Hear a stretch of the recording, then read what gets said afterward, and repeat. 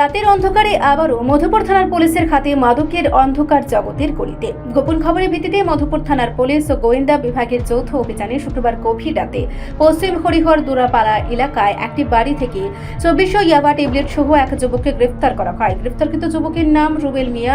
এ নিয়ে সংশ্লিষ্ট থানার ওসি দেবজিৎ চ্যাটার্জি জানান, গোপন সূত্রে পাওয়া তথ্যের ভিত্তিতে এই সাফল্য হাসিল করা হয়েছে। পুলিশের দাবি, ইয়াবা ট্যাবলেটগুলি রুবেল মিয়ার ঘরের টাঙের মধ্যে এবং কিছু ঘরের বাইরে পাওয়া যায়। ঘটনার পর তাকে মধুপুর থানায় নিয়ে আসা হয়। শনিবার দুপুরে তাকে বিশালগড় মহকুমা আদালতে তোলা হয়।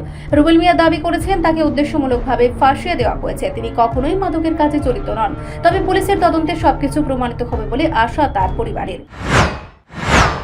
গতকাল রাত্রে একটি গোপন সংবাদের ভিত্তিতে আমরা মধুপুর থানার অফিসার, স্টাফ, টিএসআর জোনরা মিলে একটি অভিযান চালাই। এখানে সীমান্তবর্তী হরিহরদোলা পশ্চিম পাড়াতে রুবেল মিয়ার বাড়িতে, এবং সেই তল্লাশি অভিযানে আমরা প্রায় 2400 ইয়াবা ট্যাবলেট উদ্ধার করতে পারি এবং এর পরবর্তী সময়ে সমস্ত প্রসিডিউর মেনটেন করে তা সিজ করা হয় এবং রুবেল মিয়াকে অ্যারেস্ট করা হয়।